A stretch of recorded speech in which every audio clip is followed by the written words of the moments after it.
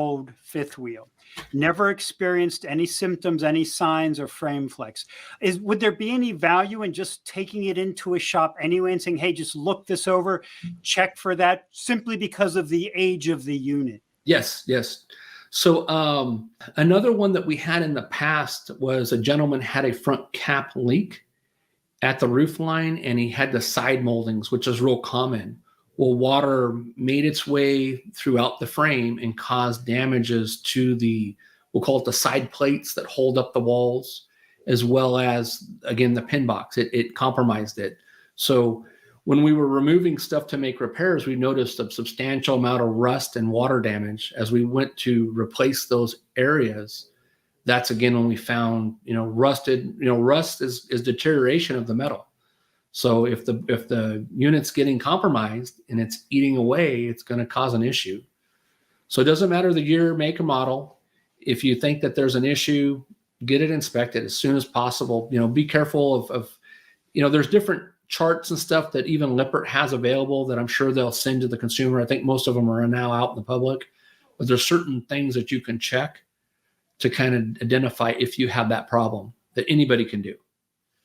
It calls to mind the old saying, an ounce of prevention is worth a pound of cure. When you're talking about something as huge and potentially dangerous as frame flex, the more prevention and the more proactive you can be before an issue starts to occur, the better you're going to be. So last question for you, Dustin. This has been so much fun to do, so much that I have learned. It's just been so eye-opening for me. But you've been in this business a really long time. And when it comes to frame flex, are there any more advice, any words of wisdom that you have for the viewers today?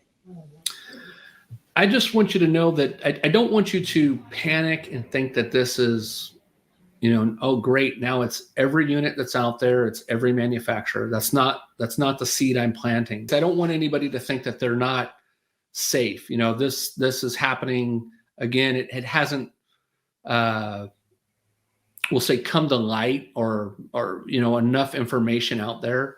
But so I don't want anybody to think that they're not safe. I want you to know that everybody does care in our industry. Recently I had a conversation with Jason Lippert, and it was something completely different. It was in regard to an awning situation. And when he called, one of the things I talked to him about was some of these frame issues. And, he had the same concerns that I have, safety first, right? So it wasn't, and not to, pat him on the back or his company, but, they're huge in our industry. And so there's things that I do like about them, and there's things that I don't like about them.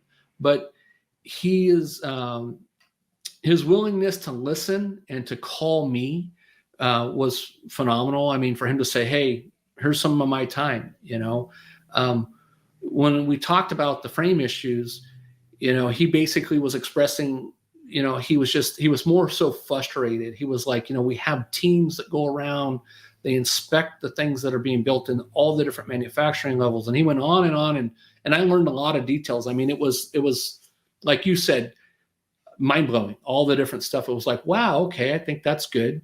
But, my example would be, they're, whether it be Lippert or a different brand, they're building those frames again.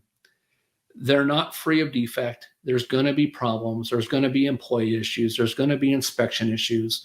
Even if they built a perfectly good frame, that frame still has to be loaded up and transported, which is usually they're stacked up. If you see the pictures online, there's 4, 5, 6 on top of each other, stacked up on a railroad car, delivered to a manufacturer. Then they're unloaded on there and they're offloaded on there. So at that point, if there's any damage that happens between those two scenarios, and then we go into, again, the manufacturer side of it, whether they've, modified the design or it's a custom build or they're changing something, the owner wants the refrigerator on this slide out instead of that slide out, whatever the scenario is. Because Grand Design does do a lot of customization, for people, and there's special one-offs. So depending upon the build and if they're catching or if they're adding anything additional, any design changes at all can affect all of this. And then we've got to come back to the roads. You know, watch your driving, watch your roads. Look and think about deeply about the time that, you know, me and Keith are taking to make this video. We're trying to prevent anything from happening. So check into all the different, you know, accessories. Look at your suspension, look at your hitches, look at your trucks. You need to be just as equally careful as everybody else. You know, this is a community or RV, whether it be a repair shop community or a manufacturing community. The last thing that anybody wants is somebody not to go home at night or to lose a family member. You know, so we need to take care of it. We all have to do our part too. We all have to do our part. It may not be the manufacturer, it may not be the frame maker at all. It may be you as the RV owner who's not paying attention, who's abusing the RV, who is overweighting it, and all of these things, right? And not know it. Right. You know, just not out know it. That's why I was talking about education.